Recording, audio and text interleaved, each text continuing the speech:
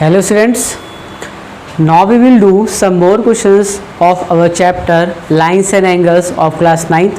Okay, so we have write some questions related to your chapters. We have 6 questions we will do here. So each and every question holds some important concept regarding to your chapter lines and angle. So listen carefully each and every question here. Okay, so let us start from our first question. Our first question is, in quadrilateral ABCD, we have a quadrilateral ABCD. ये एक quadrilateral है. क्या है ये सिर्फ एक quadrilateral के बारे में बताया कि ये एक क्वाड्रिलेटरल, उसमें इसके अलावा कुछ नहीं बताया है, सिर्फ इतना बताया है क्या है ये एक क्वाड्रिलेटरल है जिसमें AB parallel to CD and AD parallel to BC. तो उसने ये कहा है कि मेरे पास एक क्वाड्रिलेटरल है, ठीक है, मेरे पास एक क्वाड्रिलेटरल है ABCD, ठीक है. अब उस क्वाड्रिलेटरल में क्या गिवन है, उस क्वाड्रिलेटरल में ये गिवन है कि AB पैरेलल है CD के. AB यहाँ पे ये है, AB किसके पैरेलल है, CD के.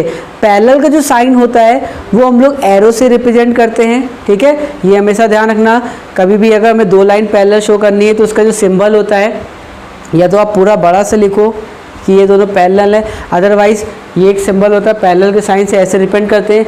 और डायग्राम में अगर हमें बताना हो कौन सी दो लाइनें पैरेलल है तो हम लोग एरो से रिप्रेजेंट करते हैं, ठीक है.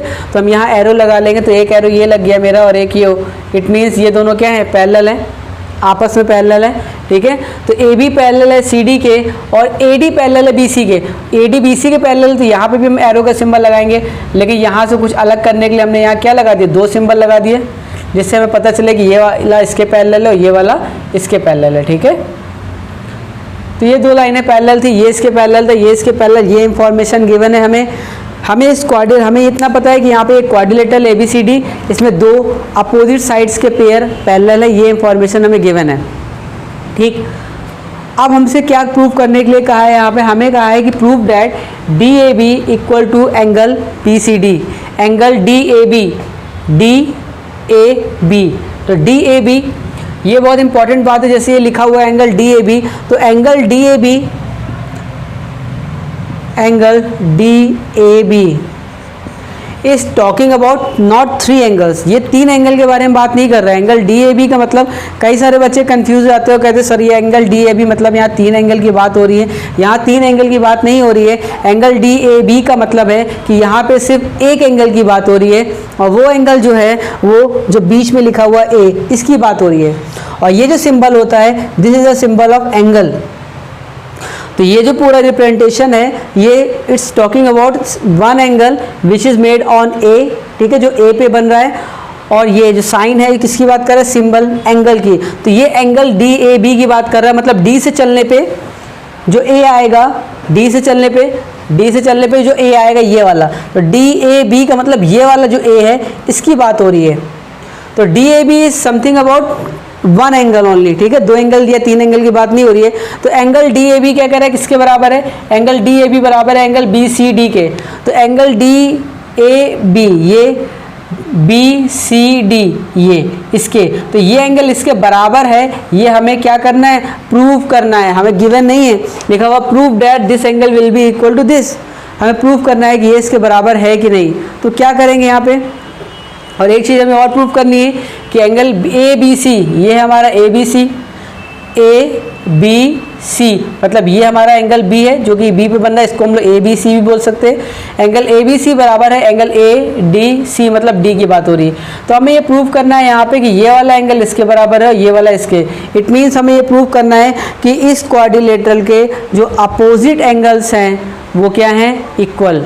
ये हमें प्रूव करना है कि इस क्वाड्रिलेटरल के अपोजिट एंगल क्या है, इक्वल, ठीक. तो स्टार्ट करते हैं हम लोग इसको यहाँ प्रूव करना. सबसे पहले हमने लेट किया कि ये एंगल मान लिया मैंने क्या है, X. ये एंगल क्या मैंने लेट कर लिया, X, ठीक, कोई प्रॉब्लम. मैंने A पे जो मेरा एंगल DAB था उस A वाले एंगल को मैंने X लेट कर लिया, ठीक. अब मैंने इसके पहले वीडियोस में पढ़ाया है कि जब भी दो लाइनें पैरेलल होती है तो एक जो लाइन कट कर रही होती है वो ट्रावर्सल कहती है. वहाँ पे कई तरह के एंगल बनते हैं जो कि बराबर होते हैं when these two lines are parallel. तो अगर ध्यान दो यहाँ पे भी वही केस है. अगर हम बात करें तो ये लाइन DC और AB पैरेलल है, और AD उसके लिए ट्रावर्सल का काम कर रहा है। Any doubt? यहाँ पे जो AD है, ये दोनों लाइनें पैरेलल है, AB और DC, उसके लिए जो AD है ये ट्रांसवर्सल का काम करेगा। तो इसका मतलब यहाँ पे ये दो तरह के एंगल बन रहे हैं। अब हमें डिसाइड करना है कि ये दो तरह के एंगल कौन से हैं, क्योंकि हम पढ़ चुके हैं। अगर हम ध्यान से रिवाइज करेंगे और अगर कोई कंफ्यूजन हो तो फिर से वीडियो देख लेना और फिर वहाँ बताना कि यहाँ पे ये दोनों एंगल कौन से एंगल हैं।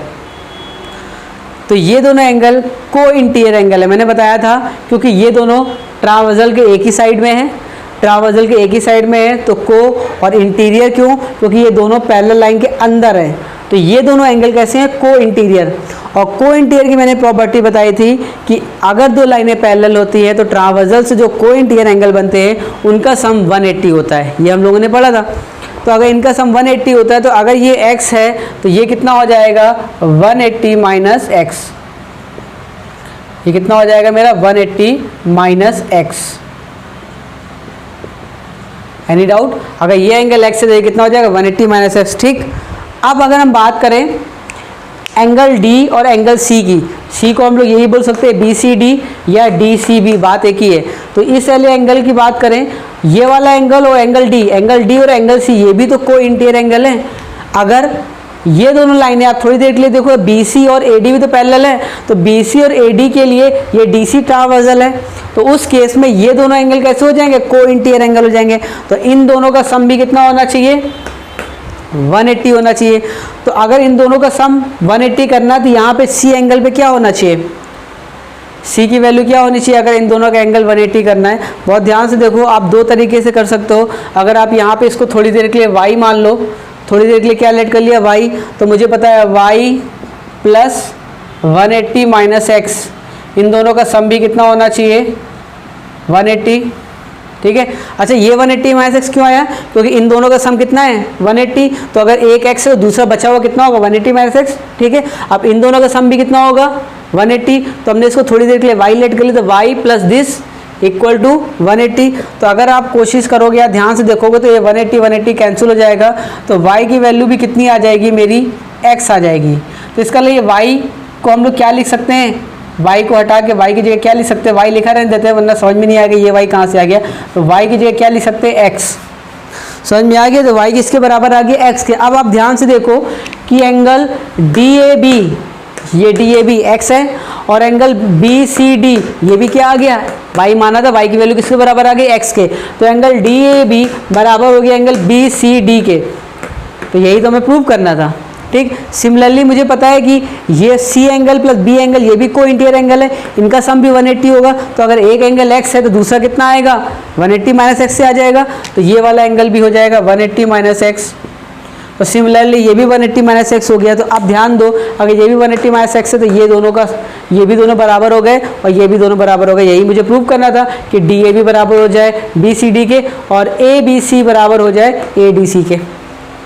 तो हमारा पहला क्वेश्चन हो गया। तो अगर आप ध्यान से देखोगे किसी भी क्वाड्रिलेटरल में, इसका मतलब ये हुआ, एक जनरल सवाल था ये, इसका मतलब ये हुआ कि अगर किसी भी क्वाड्रिलेटरल में अपोजिट साइड्स पैरेलल है तो उनके अपोजिट एंगल क्या हो जाएंगे? बराबर।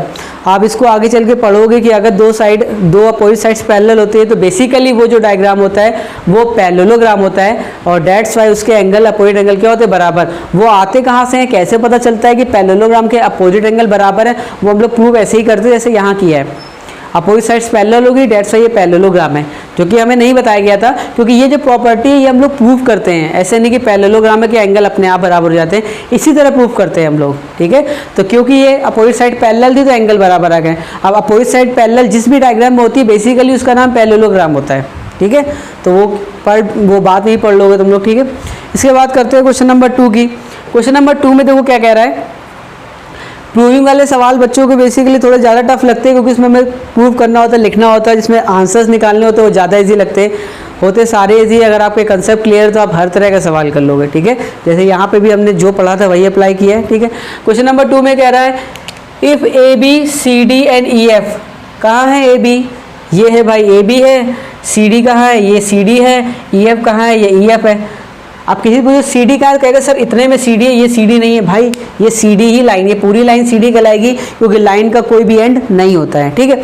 तो इस सवाल में बेसिकली उसने क्या इन्फॉर्मेशन हमें दी है कि ए बी सी डी और ई एफ ये तीनों लाइंस क्या है, पैरेलल। इट मीन्स ये और ये पैरेलल है।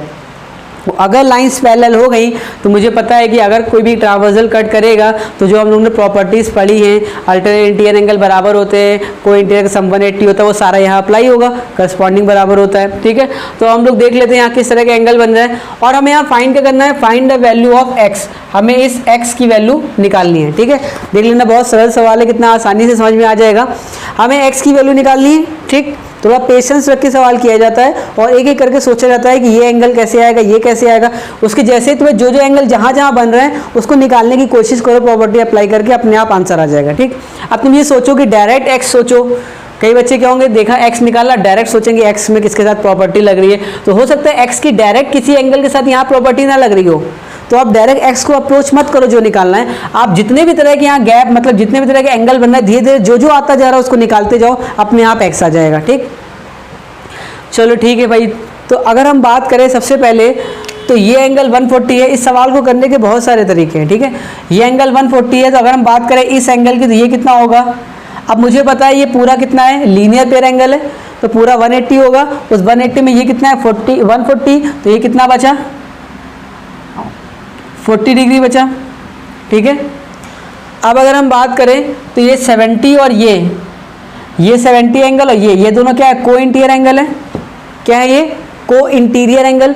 तो को इंटीरियर एंगल की प्रॉपर्टी क्या होती है कि उन दोनों का सम 180 होता है। तो ये अगर 70 है तो ये वाला कितना होगा 110 होगा, तभी तो इन दोनों का सम 180 होगा।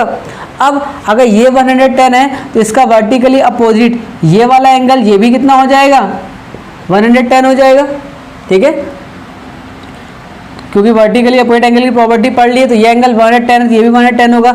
अब ध्यान से अगर देखोगे, ठीक है, ये एक ट्रायंगल बन रहा है ODF। अब ध्यान से देखोगे ODF वाले ट्रायंगल में दो एंगल हमें पता चल गए हैं और हमें थर्ड एंगल x निकालना है, दिख रहा है। तो हम यहाँ लिखेंगे, चाहे तो इसको इरेज कर सकते हैं इस सवाल को, ठीक है। थोड़ा गैप दिखने लगेगा तो आसानी से सोच समझ में आ जाएगा, इसको इरेज कर लेते हैं, ठीक है। तो अब हमने यहाँ लिखा in triangle ODF, in triangle ODF। अब ODF में ये वाला जो एंगल है इसका क्या नाम होगा FDO।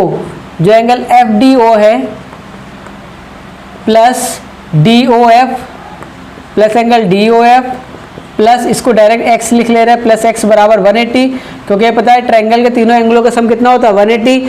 अब FDO ये वाला जो एंगल है वो कहाँ से आया था, क्योंकि ये 140 है, पूरा 180 हो, तो ये कितना आ गया था 40। अब इस 40 को भी आपको कॉपी में लिखना होगा। हम यहाँ पे थोड़ा शॉर्ट फॉर्म में बता रहे हैं, लेकिन आपको पहले लिखना होगा कि ये एंगल कहाँ से आया, एंगल FDO कहाँ से आया। तो हम लिखेंगे एंगल FDO प्लस CDF बराबर 180। CDF की वैल्यू 140 रख देंगे तो वो आ जाएगा 180 और 40 डिग्री, ठीक है। तो ये आपको लिखना पड़ेगा। हम यहाँ डायरेक्ट थोड़ा कुछ चीज़ें शॉर्टकट में बता दे रहे हैं कैसे करना है, और एंगल यहाँ डायरेक्ट लिख रहे हैं और कैसे आ रहा है वो भी बता रहे हैं, बस लिख नहीं रहे हैं, ठीक है। तो वो आपको लिखना होगा, ध्यान रखना, ठीक है। तो ये DOF कितना आ जाएगा, ये DOF कितना आ गया 110। ये DOF कैसे आया, फिर बता रहे, ध्यान से देखना। ये 70 था तो ये एंगल कितना हो जाएगा, क्योंकि ये को इंटीरियर एंगल है, क्योंकि ये लाइन इसके पैरेलल पहले ही बता चुका है।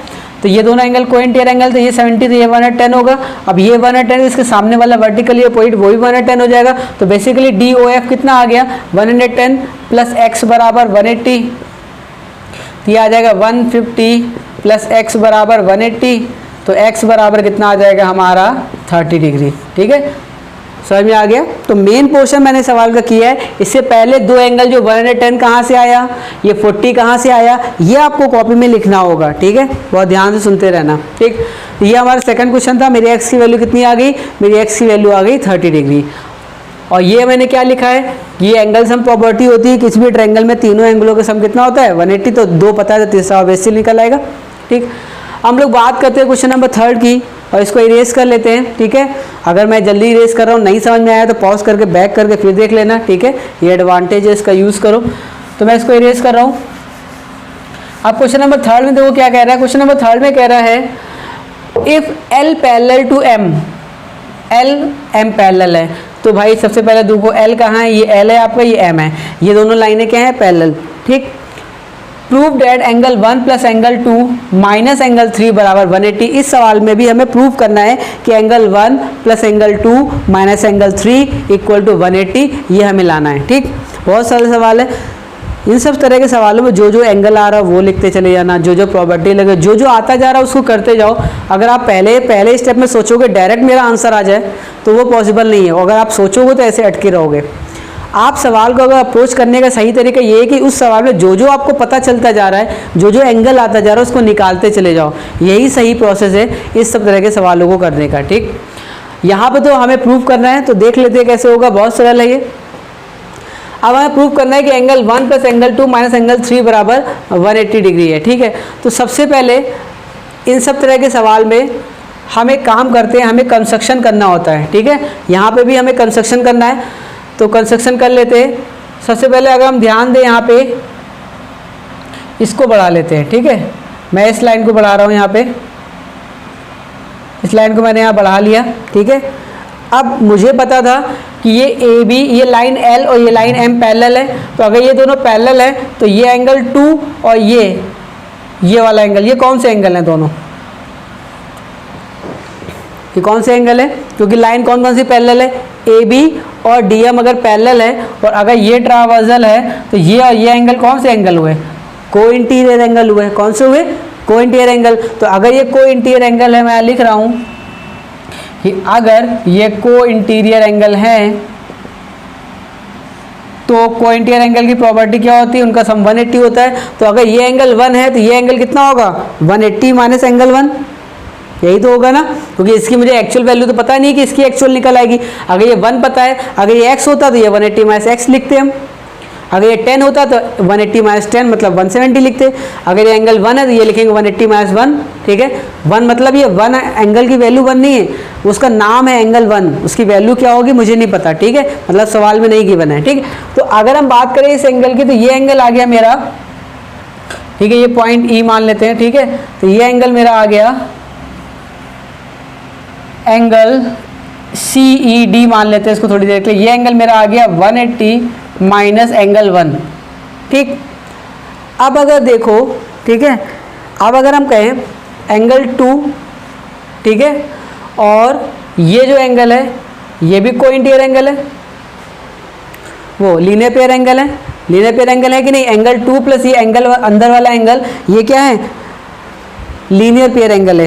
एक प्रॉपर्टी होती है एक्सियल एंगल प्रॉपर्टी, क्योंकि यहाँ पे एक्सियल एंगल की प्रॉपर्टी अभी तक हम लोगों ने नहीं पढ़ी है इसलिए हम उसका यहाँ यूज़ नहीं कर रहे हैं। इसको एक्सियल एंगल प्रॉपर्टी से हम लोग बहुत सरल तरीके से कर सकते हैं, लेकिन एक्सियल एंगल की प्रॉपर्टी इस असाइनमेंट के बाद दिया हुआ है बुक में, इसलिए इन सब सवालों को हमें उसका यूज़ करे बिना करना है। अगर हमें इसका यूज़, अगर हम एक्सियल एंगल प्रॉपर्टी के यूज़ किए बिना भी इसको कर रहे हैं तो और अच्छी बात है, और प्रॉपर्टी पता चल जाएगी तो और अच्छे से कर लेंगे। एक सवाल को कितने ज़्यादा तरीके से अगर करना आ रहा है इसका मतलब कंसेप्ट उतना ही ज़्यादा आपका क्लियर हो रहा है। ठीक है, इसलिए हम यहाँ एक्सियल एंगल वाली प्रॉपर्टी यूज़ नहीं कर रहे हैं अभी, ध्यान रखना। कि कुछ बच्चे कहेंगे सर इसको एक्सियल एंगल वाली प्रॉपर्टी से भी कर सकते हैं, जिसको पता होगा। ठीक है, लेकिन हम यहाँ जानबूझ कर उसका यूज़ नहीं कर रहे हैं। ठीक है, तो अगर हम बात करें ये एंगल कितना आ गया हमारा 180 माइनस 1। अब क्योंकि इन दोनों का सम भी क्या है, लीनियर पेयर है, तो ये अगर एंगल 2 है तो ये कितना हो जाएगा 180 माइनस 2। तो एंगल हमारा एंगल ये डी सी ई, एंगल डी सी ई हो जाएगा 180 माइनस 2। अब ध्यान दो, मेरा एक ट्रायंगल बन रहा है यहाँ पे, इस एंगल का ये एंगल मेरा आ गया 180 माइनस 2, ये एंगल आ गया मेरा 180 माइनस 1 और ये एंगल 3 है। और ट्रायंगल का अगर तीनों एंगल मेरे आ गए तो एंगल सम प्रॉपर्टी निकाल लेंगे हम। एंगल सम प्रॉपर्टी क्या होती है, तीनों एंगलों का सम 180 होना चाहिए। क्योंकि आप अगर यहाँ पे ध्यान से देखो कि एंगल 1, एंगल 2, एंगल 3 को हमें एक ही में बाइंड करना है, एक ही स्टेटमेंट में आना चाहिए, तो कुछ ना कुछ हमें ऐसा स्टेटमेंट यूज़ करना पड़ेगा इसमें सब आ रहे हो। तो हमें पता है एंगल सम प्रॉपर्टी लगा लेंगे और इन तीनों एंगलों में कहीं ना कहीं 1 भी आ रहा है, 2 भी आ रहा है, 3 भी आ रहा है, रख के देख लेंगे, अपने आप वो आंसर आ जाएगा। ठीक है, तो एंगल सम प्रॉपर्टी क्या होती है, सबसे पहले हमने बताया किस एंगल में, किस ट्रायंगल में हम लोग एंगल सम प्रॉपर्टी लगाए थे, ट्रायंगल डी सी ई में। तो हमने लिखा इन ट्रायंगल डी सी ई। ठीक है, कुछ सवाल ऐसे जो मैं लिख के ही बता रहा हूँ। ठीक है, ये किस वजह से हुआ, लीनियर पेयर की वजह से। ये किस वजह से हुआ, को इंटीरियर एंगल की वजह से। ये कोइंटियर एंगल की वजह से हुआ है, ठीक है, और ये लीनियर पेयर की वजह से हुआ है, ठीक है। हम बात करते हैं इंटरएंगल डी सी। तो इंटरएंगल डी सी में angle D plus angle C plus angle E बराबर 180 होगा। ये एंगल डी का मतलब है यहाँ पे, ठीक है, 3, एंगल 3 की वैल्यू दी, एंगल डी की वैल्यू कितनी दी, एंगल 3, मतलब डी पॉइंट पे जो एंगल है, सी पॉइंट पे जो एंगल है, इस वाले एंगल की बात कर रहे हैं, सी वाले की, इसलिए इसको हम लोग डी सी ई भी लिख सकते थे। डी सी ई लिखो यहाँ पे ज़्यादा अच्छा है, क्योंकि सिर्फ सी लिखने में कन्फ्यूज़न है। इस वाले एंगल का जो अंदर एंगल बन रहा है, इसको हम लोग डी सी ई कहेंगे। एंगल सिर्फ सी क्यों नहीं कह सकते हैं? क्यों? तुम्हें हिंट होना चाहिए, पता होना चाहिए कि हम यहाँ एंगल सी क्यों नहीं लिख रहे हैं। और ये छोटी छोटी चीज़ें ही आपके कंसेप्ट को क्लियर करते हैं। हम यहाँ एंगल सी इसलिए नहीं लिख रहे हैं क्योंकि सी ही पॉइंट पे एंगल 2 भी तो लिखा हुआ है। तो यहाँ पे अगर हम एंगल सी लिखेंगे तो कैसे क्लियर होगा किस तरफ के एंगल की बात कर रहे हैं, ये वाले कि ये वाले। इसलिए उसको स्पेसिफाई करने के लिए कि हम इस वाले एंगल की बात कर रहे हैं, हमने यहाँ लिखा है एंगल डी सी ई, ठीक है। तो डी सी ई कितना आया मेरा, ये डी सी ई मेरा आ गया था, कितना आया था 180 माइनस 2, यहाँ लिख दिया मैंने 180 माइनस एंगल 2 प्लस एंगल ई।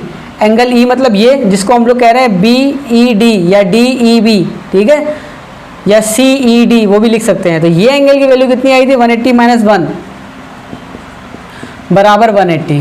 तो एक 180 से एक 180 कट गया, सॉरी एक एंगल 3 काट दिया मैंने, एक 180 से एक ये 180 कट गया। अब बचा क्या यहाँ पे, ध्यान से देखो, यहाँ क्या बचा, यहाँ बचा angle 3 minus angle 2 plus 180 minus angle 1 बराबर 0। हमें क्या लाना था 180 एक तरफ, बाकी एंगल एक तरफ। तो ये 180 यहीं रखेंगे, बाकी तीनों को उधर ले जाएंगे। तो 180 यहीं रहा मेरा, ठीक है, क्योंकि 180 एक तरफ प्लस का है, इसको उधर ले गए थे, एंगल 1 माइनस का था प्लस का हो गया, एंगल 2 माइनस का था प्लस का हो गया, एंगल 3 यहाँ प्लस का है तो उधर जाके माइनस का हो गया। तो ये हमारा प्रूविंग है इस सवाल की। हमें ये प्रूव करना था, angle 1 plus angle 2 minus angle 3 equal to 180, ठीक। तो बहुत अच्छा सवाल था ये। हमने क्या किया, एक बार फिर से डायग्राम में बता रहे, ध्यान से देख लेना। सबसे पहले मैंने क्या किया, मैंने ये एंगल 1 है तो ये दोनों कोइंटियर है, तो ये एंगल कितना हो गया 180 माइनस 1। ये एंगल 2 है तो ये एंगल लीनियर पेयर, तो ये एंगल कितना हो गया 180 माइनस 2। अब क्योंकि इन तीनों का सम 180 होना चाहिए, तो इसकी वैल्यू प्लस इसकी वैल्यू प्लस इसकी वैल्यू बराबर 180 करके सॉल्व कर लिया, आंसर आ गया, ठीक। हम लोग बात करते हैं क्वेश्चन नंबर 4 की। क्वेश्चन नंबर 4 में देखो क्या कह रहा है। क्वेश्चन नंबर 4 में कह रहा है, इसको इरेज कर देते हैं, ठीक है। क्वेश्चन नंबर 4 में कह रहा है कि sir in the given figure show that, क्या शो करना है कि A B parallel to E F. अभी तक क्या हो रहा था, अभी तक हमें कहीं ना कहीं किसी सवाल में लाइंस पैरेलल हैं वो गिवन होती थी, और जब लाइंस पैरेलल गिवन होती थी तो ट्रावर्सल की हेल्प से जितने भी एंगल बन रहे होते थे तो हम लोग वहाँ प्रॉपर्टी अप्लाई कर लेते थे कि कोई इंटीरियर का सम 180 होगा, अल्टरनेट इंटीरियर बराबर होंगे, करस्पॉन्डिंग बराबर होंगे।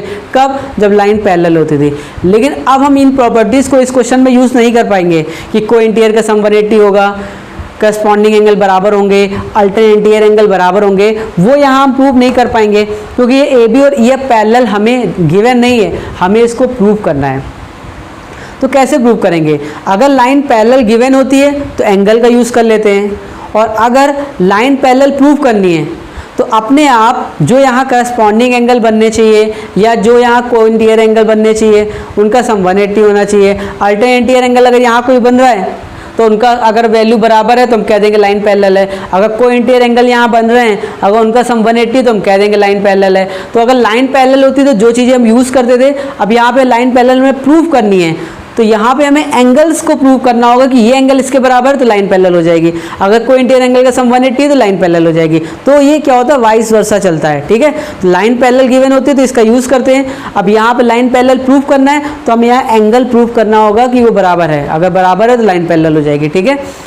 तो हम देख लेते हैं अल्टरनेट इंटीरियर एंगल बराबर है कि नहीं, या कोई इंटीरियर का सम 180 हो जाए, कुछ भी हो जाए, ठीक है। तो in the given figure A B E F के पैरेलल है, ये प्रूव करना है। तो पहले देखो ए बी कहाँ है, ये मेरा ए बी है, और ई एफ कहाँ है, ये मेरा ई एफ है। तो इन दोनों से बनने वाला जो एंगल है, पहली बात तो इन दोनों से कॉमन ट्रावर्सल है ही नहीं तो इसको बढ़ा लेते हैं, वरना इन दोनों का रिलेशन कैसे लिखेंगे, ठीक है। ये 26 था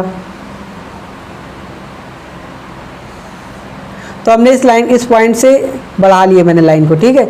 अब अगर ये जो एंगल आएगा, अगर ये एंगल इसके बराबर हो जाए तो EF AB के पैरेलल प्रूव करना है। तो अगर ये एंगल इसके बराबर हो जाए तो ये एंगल कौन से, अल्टरनेट इंटीरियर एंगल।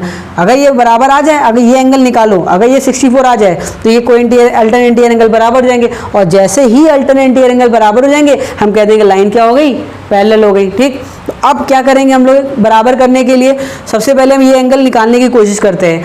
ध्यान दो, बहुत आसानी से एंगल ये निकल आएगा।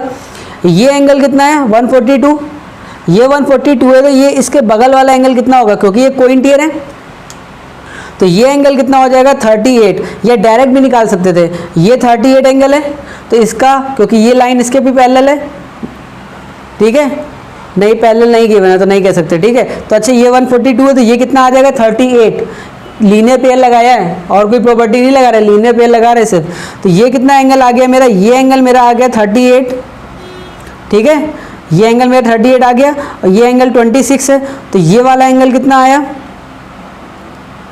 तो ये वाला एंगल, अच्छा ये यहाँ पे कंफ्यूजन ना हो जाए इसलिए मैं ऐसे कर रहा हूँ इसको, ठीक है। ये जो एंगल था वो कौन सा एंगल है, वो ये वाला एंगल है, ठीक है। और ये वाला जो एंगल आएगा, ये वाला कितना हो जाएगा, क्योंकि ये दोनों एक 26 आ गया और एक मेरा 38 आ गया, तो इन दोनों का जरा हम सम कर लें तो ये कितना आ गया मेरा 64। तो ये एंगल मेरा पूरा 64 आ गया इन दोनों का सम। तो ये कितना होगा 180 माइनस 64, तो ये जो एंगल आएगा 180 माइनस 64 आएगा, ठीक है। तो ये एंगल मेरा, ध्यान से देख लेना एरो कहाँ से आ रहा है, ये वाला जो एंगल है वो मेरा 38 है और ये वाला जो एंगल है ये 180 माइनस 64 है। क्यों, क्योंकि इन दोनों का सम 180 है, ट्रायंगल के तीनों एंगलों का सम 180 है ना, तो इन दोनों का सम मेरा 64 आया, तो ये तीसरा वाला 180 माइनस 64 हो जाएगा, जो कि मेरा हो जाएगा ये 126, ठीक है। तो इसको ऐसे लिख लेते हैं 180 माइनस 64,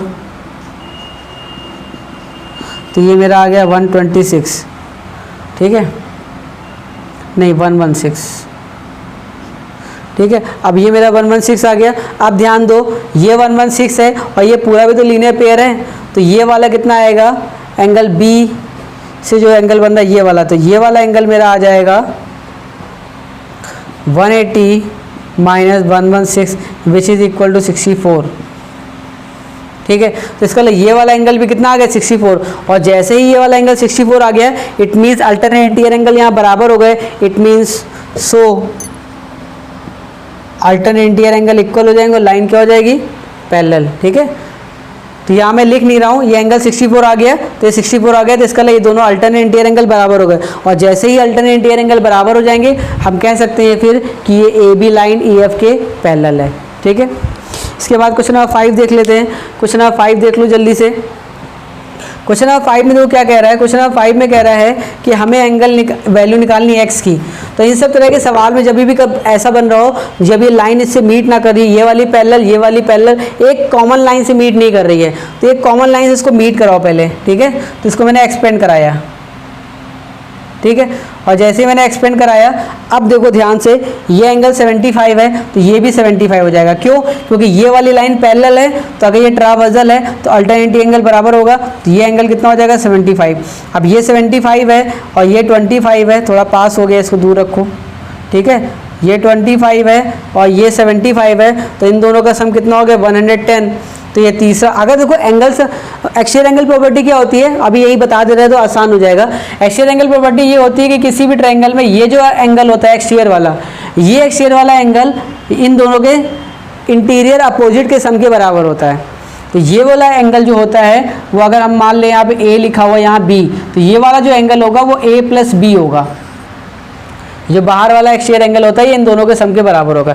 सिमिलरली यहाँ पे जो x होगा वो इन दोनों के सम के बराबर होगा, 25 और 75। तो डायरेक्ट भी लिख सकते हैं कि x मेरा कितना होगा 110। अगर डायरेक्ट नहीं लिखना है तो दूसरा तरीका ये है कि ये दोनों का सम 110, तो ये कितना आ जाएगा, ये आ जाएगा पहले 70, अभी 70 में तो फिर 180 माइनस कर दो तो ये वाला 110 आ जाएगा। अगर आप एक्सटीरियर एंगल प्रॉपर्टी नहीं पढ़ी है तो उसको नहीं लगाने के लिए ऐसे भी कर सकते हैं, ठीक है। और एक्सटीरियर एंगल से डायरेक्ट x की वैल्यू आ जाएगी, ठीक है। इस क्वेश्चन की बात कर लेते हैं। यहाँ x का आंसर कितना आ गया 110 आ गया। इसमें क्या कर रहा है, ये वाला एंगल x है, हमें इसकी वैल्यू निकालनी है, ठीक है। तो बहुत ध्यान से देखो, ये भी सरल सवाल है।